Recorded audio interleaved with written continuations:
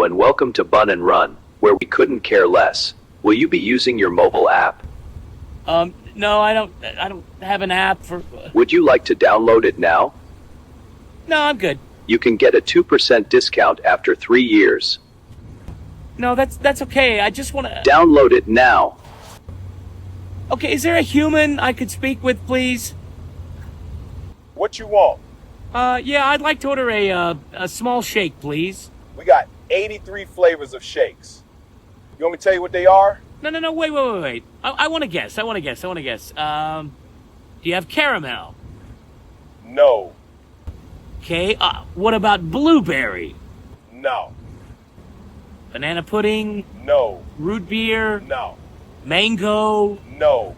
Dubai chocolate? No.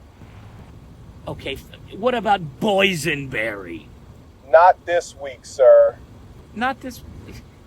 All right, what about a spinach and mayonnaise shake? Oh, I'm so sorry. What? We just ran out of that. Oh, for heaven... You know what? Just give me a small chocolate shake. That's it. We don't do chocolate flavor here, sir. What do you mean you don't do chocolate? Well, it ain't real popular. Not very popular. It's like the most popular flavored shake in the world. Nobody order it here. Fine. Just tell me what flavors you do have. Man, our shake machine been broke since August. So, wait, you were... Yep, I'm just wasting your time. Wait, hang on a minute.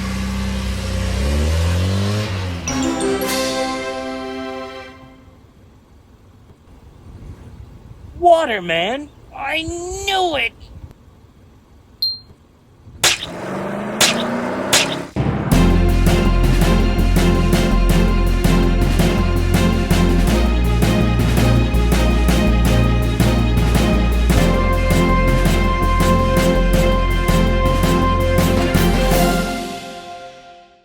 Well, good morning, ladies and gentlemen, and welcome to another edition of Houston County News. My name is Greg Ritchie. It's so nice to have you along with us. And this week we hope to have a good show for you. We're going to talk a little bit about, yes, data centers. And I've got an article coming out in today's paper where we're going to try and look at kind of the good, bad, and the ugly. And I use those words on purpose because not everything is totally good or bad or ugly. I don't know, I'm pretty ugly, but I'm not totally good or bad. And I think we need to have all the facts and know kind of what we're talking about and what to look out for before any one of these things actually comes to us. And that's about to happen. And also on the show this week, hey, we've got Mr. Bill Bayne from the Houston County Historical Commission. Folks, this next week, the 189th birthday of Houston County is coming up. It's going to be a little party, and you are invited. So don't miss it. That and a whole lot more is coming up right after this. Houston County News is brought to you this week by Houston County Hot Tax, promoting Houston County tourism and economic development. By Houston County Electric Co-op, power for your way of life. By Darling Ingredients, supporting our youth ag and ag education programs. By Davy Crockett Grill, comfort you can taste. By the City of Crockett, paradise in the Pines. And by Texas Family Doctor, Hometown Healthcare. Houston County, Texas is a lot of things. It's our amazing cities and towns, Davy Crockett National Forest, and our fields and streams. It's cattle and lumber, manufacturing and tech support. It's national brands and mom and pops. It's our churches and it's our schools.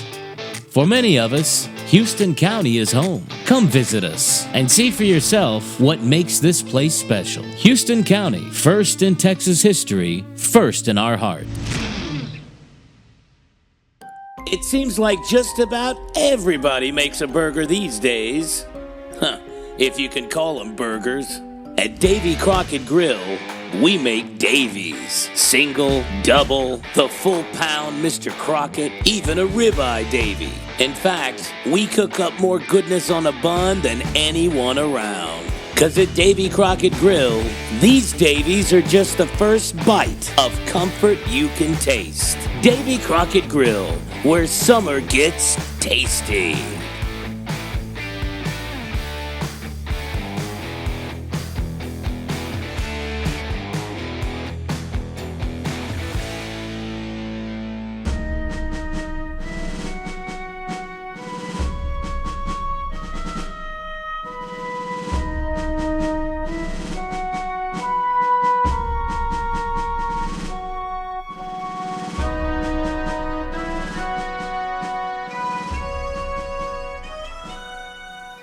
So, folks, we've been doing a lot of talking, I should say, about data centers possibly coming to our area and what that might mean for us. And in today's newspaper, which, listen, if you're not subscribed to the newspaper, you really are missing out. We don't put nearly all of that online for free anymore. It's $40 a year. It comes right to your email. You get it a day early. You don't even get any ink on your little fingers. Now, we have the little ink for your fingers version as well, but you don't have to get that one.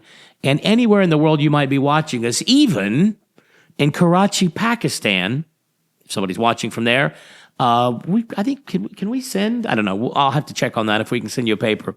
But there's a lot of good stuff in there, local articles, historical articles, and investigations like this one. So let's talk about exactly what a data center is and what it is not. So we have this thing now called AI. And AI is don't let people fool you. It's not a robot. It's not going to take over the world. It's basically a way to make a Google search massive, make it very detailed, and make it very, very fast. So, if I say my grandfather was a paratrooper in World War II, he jumped on Corregidor, here was his division, his battalion, whatever. What can you tell me about? Well, AI, as they call it, is able to go through billions of pieces of information, and in less than a minute, 30 seconds sometimes, give you tons of information. Now, it's not always true. You got to go back and look at some of those sources. But usually, especially on simple questions, it's really, really accurate. Now, in order for it to do that, it takes millions of servers, which is servers basically just a computer with a lot of memory, and it doesn't have a mouse or a keyboard. It's just a computer just sitting there thinking.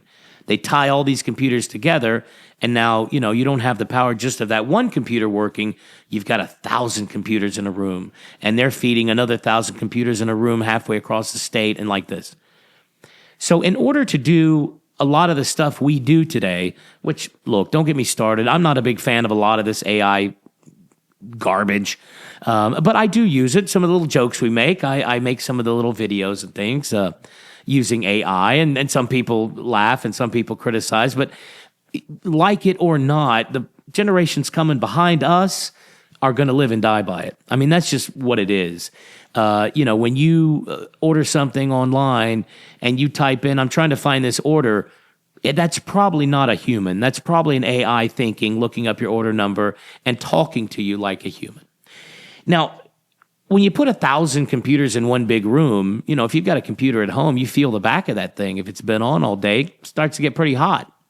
So these things need massive amounts of cooling in order to stay working, or they'll overheat, especially in the summertime. It looks like we're going to have out here in Houston County. Now, one big concern is the amount of water needed to feed into any cooling system that's going to have thousands of these servers. Now, the data centers say, well, wait a minute. Once the water comes in, it's a closed system. So we don't keep pulling out your groundwater. We've developed it so now that water stays right inside and just gets recycled over and over and over again. Okay, fine. I have a few questions about that. One is, how much water is the initial pull? I think that's a fair question to ask. Because some of the usage on water of these things, I mean, it's like having the city of Houston sitting here if they used all that water that they need. The numbers are insane. The second question would be, that water is circulated in there, but for how long? How long is the water good? In other words, is it good for a year? Is it good for 6 months? Good for 10 years? Whatever it is, at some point, it's going to dilute itself to the point where it's not even water anymore, I suppose. And the third question is, if they do have to dump that water at times, what's in it and where are they dumping it? Is there copper? Are there chemicals? Have things broken down inside that system that then we sure don't want them spraying out to seep down into our groundwater? That's the question on that. These things use a ton of electricity. You can imagine how much electricity you plug in 1,000 computers or 10,000. The people at the co-op have told me before that probably won't be a major factor in our county because whoever decided to build a data center here would have to basically set up their own little sub-grid station. Again, I don't know the exact lingo for it, but they would basically have to pay to create their own little thing for that data center. So it wouldn't really be sucking out against the rest of us. And since they would have to pay for it, it shouldn't, let me underline that, make our electricity get any more expensive. That's the theory. Now, there are other things. There would be probably some initial construction jobs for our area. Good. The long-term jobs, from everything I've found, not great. These places just don't require a big staff. And even when they do, it's kind of a specialized field. And a lot of times they bring in people from other places. Bad. More money for the county. Certainly the property tax, that 100 acres or whatever they use, the value is now way different than it was yesterday before they built a data center. Got it. Would there be any sales tax? Well, probably not. A lot of what they sell is out of state. A lot of that wouldn't be subject to any kind of local sales tax. Now, the next question comes in, should the county help them do this? Should they get subsidies or some tax benefits or something like that? Well, that's not my call. That's for the county commissioners, maybe one of the local cities or Crockett or Grapeland chambers of commerce to go out and think about how this might affect the area and, support them or not support them. There's also a lot of questions about noise. Now, I understand the cooling systems now are not like massive fans. They're sort of quieter cooling systems. But look, there's going to be noise. Other things are light pollution. What is this going to do to local bird populations, animal populations? What's been a forest for, 1 million years is now going to be just a big, concrete block, pad with big warehousing on it. And that, we don't really know. A lot of people are against this. I suspect many of them are against it for very good and valid reasons. But I suspect some of us feel like we're against it, but don't really know why. So this article, and I encourage you to read it, kind of is beginning to not even answer a lot of the questions, but figure out the right questions to ask. One of our readers was kind enough. She wrote me a little message on Facebook and said, do you know anybody here locally that has signed a non-disclosure agreement with a data center? In other words, a data center has come and said, oh, county commissioner, city council person, mayor of something, whatever, we want to sign this document so we can talk secretly. The answer is no. As far as I know, nobody signed one. I know of one commissioner in particular that a data center has approached, and he told me he has not signed any agreement of any kind with them. And we're actually trying to get a hold of those people to ask these questions directly to them. This is a company that is right now looking to put a data center right here in Houston County. I mean, they got the money, they like our area, they want to be here. So this is not some theory about, well, if one ever comes, this is going to be tens of millions of dollars in construction. I mean, this is not, building a little gas station or something. This is huge. Before we end, though, there is one thing that I found in my research that I'm going to throw it out there for all of you to think about. Does it mean anything? I don't know. I've heard the president and a lot of big wigs at the Pentagon say, AI is the next battle. We've got to be ahead of this. China's going to beat us. We got to put billions of dollars into it. And they're putting billions of dollars into it.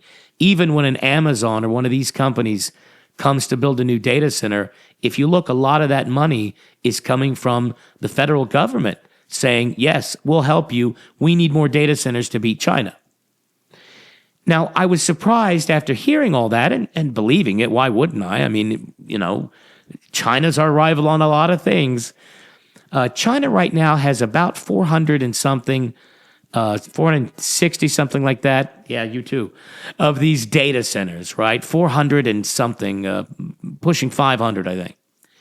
Well, America's got like 5,300. And when I saw that, I thought, well, that doesn't exactly seem like a neck and neck competition, does it? Matter of fact, we've got more data centers right now than the next 10 countries all put together. And the plan that's being pushed is to get to 10,000 data centers within the next like 3 to 5 years. Like, I mean, it's coming. I'm not sure we can even stop it. It's coming so fast and so powerful. Why do we need all those data centers? Are they really, truly all for online ordering and asking AI questions about history or something? Well, I sure hope so. I mean, if I were somebody that put on a tinfoil hat, I would say, this smells like they're going to, what? What are they going to do? Abolish cash, a cashless society, and every word you say or think or anything else they'll log and use against you or something? No. No government would ever do anything like that. So I don't want anybody out there to even think anything remotely like that could ever be going on. But I will say, when you've got 10 times as many as your rival that's supposed to be neck and neck, and you're still pouring billions into it, look, something's weird with this whole data center thing, and I'm not smart enough to know what it is, but something just seems off to me. Does it to you? Or am I the crazy one? If I am, it's okay. Won't be the first time, Lord knows. Hey, we got more on the show coming up. Please read that article and send me your comments. Let me know what you think. Your Houston County Electric Cooperative is in the final stages of its massive construction project in order to serve our members better. Our entry is now near the HCEC sign, where you'll find our drive-through window. Since 1939, HCEC has brought reliable energy to every corner of our area, supported by our members and our brave linemen working through the weather to keep the lights on. We are your Houston County Electric Co-op, providing power for your way of life.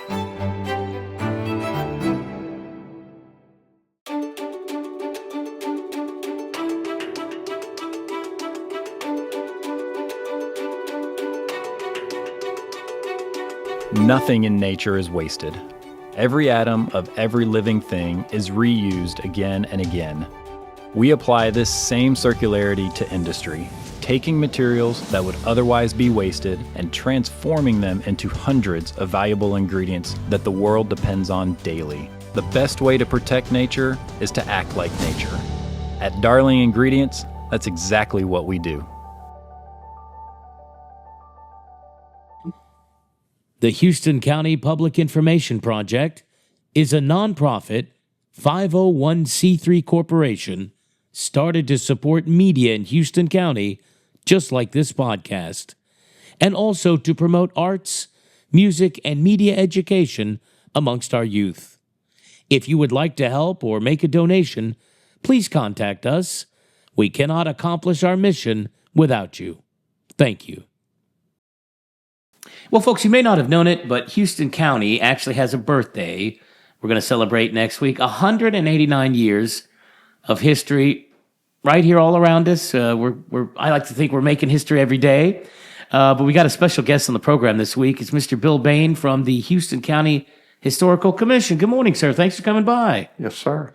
Well, I have a lot of questions for you. Nothing really specific, but tell us kind of your background. Are you originally from this area? Kind of how did you get involved in this? I'm not originally from this area. My family is originally from this area. I had not spent a lot of time studying the history of my family, but I got involved with Historical Commission after I had done a little genealogy work, right, and was welcomed there. They'll welcome anybody that wants to come volunteer. It's a great club. You know, I'm a member of it. Yes. And I asked Wanda Jordan, the head of it, because I miss so many meetings because I got other things to do. And I asked her the other day, I said, am I the worst member? And she said, no, you're the second or third worst. And I thought, well, okay. It always gets worse, I guess. Room for improvement. That sounds like Wanda. That sounds like Wanda. That's why we love her. Well, tell me kind of what your role on the commission has been, or what role you see the commission playing. Obviously, they run an office downtown, lots of books and resources. I think they're probably underused by people looking for information personally. But tell me your take on that. Well, recently, one of the things that we were active in was the plaque, the Travis letter, and that monument. And people within the commission spent a lot of time organizing the event to dedicate the plaque. We spent time trying to get the stone designed, get the plaque delivered, get everything put together. We had help from within the community getting that done. And so the commission helped organize all of the different people that wanted to be part of it, and then kind of coordinated that effort. Wasn't that an amazing event, by the way, with the musket fire and the Dr. Pepper and the toast, and just that was and probably the happiest person I saw there on that day, who I think enjoyed it the most, was Judge Jim Lovell. I think he did. I think that was just because I know ever since he heard about that plaque in another county from another judge, I think he said, "All right, I don't know how, but we have got to do that here." Well, the goal of the State Historical Commission has been to get a copy of that letter, one of those plaques, on every courthouse in the state. Yeah. And I don't know how many there are now that have done it. I don't either. But I think that there's quite a few of them have already got it done, and we wanted to make sure that we had that happen on Independence Day this year. Now, you talk about the history of this place, and I love history. I'm fascinated by it, and I love probably more the lesser-known history even than the other ones. I love the story of the guy that pulled up to a couple shacks in a sea of mud and said, "Excuse me, sir, how far to Crockett?" And the guy goes, "This is Crockett." I love those kind of things. Even the old, is that the Aldrich Cemetery? Whatever the cemetery is over there by, sort of behind the Brookshire Brothers there in Crockett, some of the graves in there are fascinating, the age, and you think about those people. Mr. Bayne, when you think about the folks that came here and found a little Spanish trail through a whole bunch of scary woods, because that's about all that was here, it's not like they were from Mars. They were guys just like you and I who, because they had no other choice, sometimes maybe, because they really said, I can be my own thing here or believe my own religion or whatever, carved a little, community and civilization out of what at the time was just raw, pine trees, essentially. Well, I found out that my great-great-grandfather and great-great-grandmother were buried out in what was called the Old Shady Grove Cemetery, and looked around trying to find it. Finally got some folks to help me get the directions, and I found the cemetery. The graves, probably at the time they were buried there, I think it's 72 people are buried in that old cemetery. But it is out in the woods. And I told my wife when we were standing there, I said, these folks didn't worry about, let's decide what we're going to eat tonight. They were concerned about, are we going to eat tonight? That's right. And I said, I don't know that I want to find out a lot about those ancestors, because why would you come here? At that time, the Comanches were here. Sure. It was a rough environment. Yeah. And so really no, even when it was part of, Spain, Mexico, even the Republic of Texas, not a whole lot of government. Mm-hmm. You were basically on your own for the first 30, 40 years, something like that. I mean, it probably wasn't really until the Civil War afterwards that we actually got sort of a little bit more law and order. And even then, yes. And my mom's side of the family's from Texas all the way back. My dad's side, we were in Mississippi until after the Civil War, and then they came here. Mm-hmm.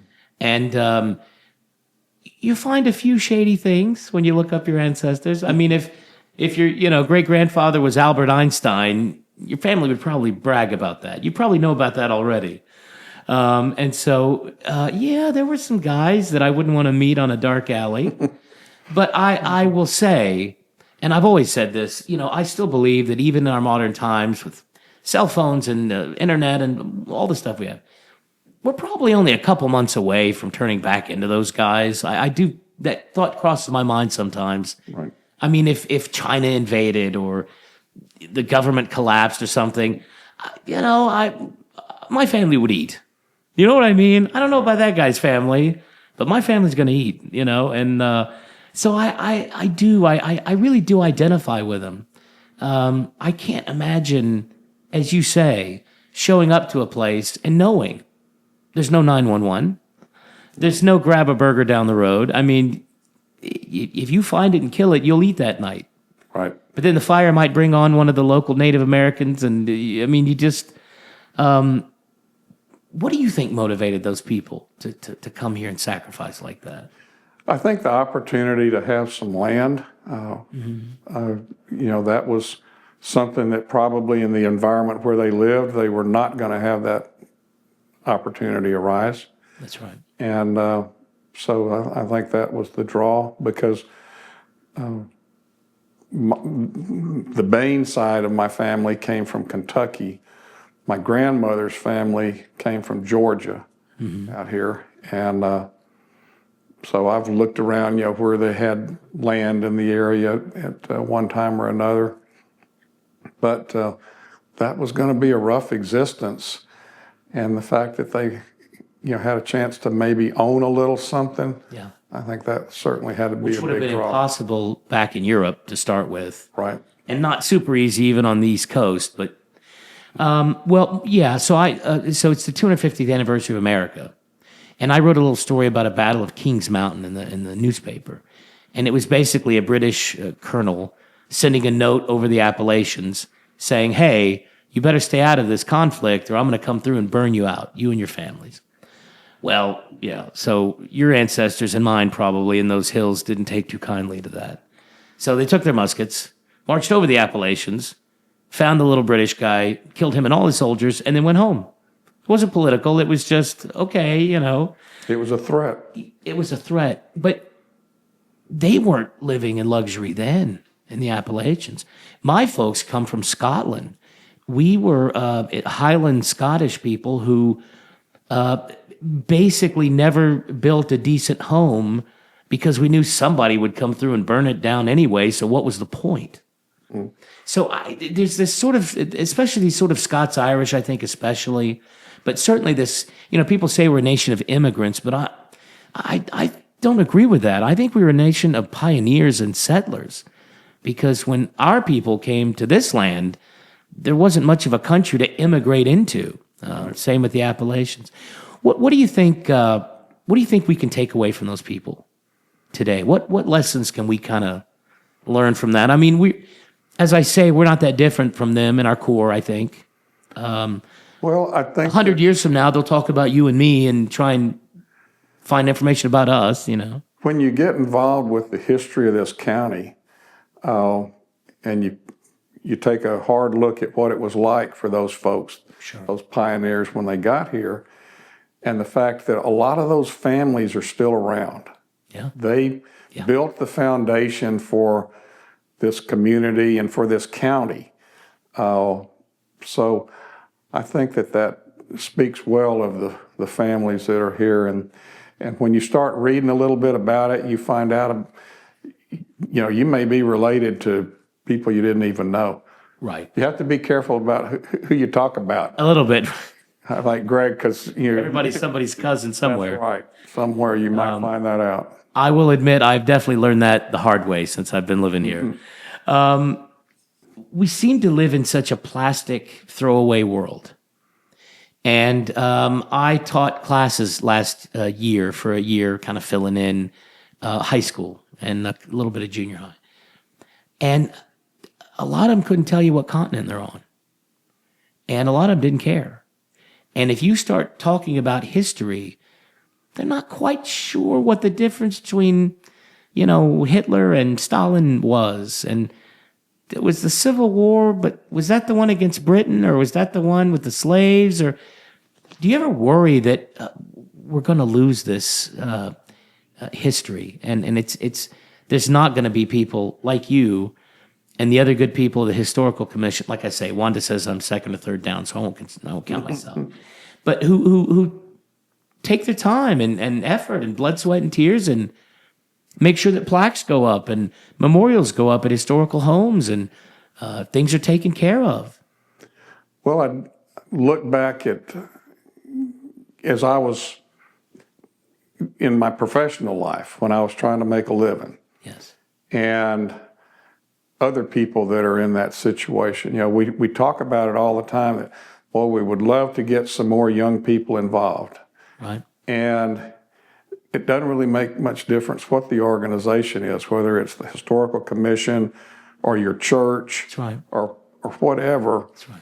When I think back to at the time when I was 35 or 40 years old and I had children and I had a job and, had those commitments, it's hard to get involved and spend the time and really educate yourself about different things that are outside of those responsibilities.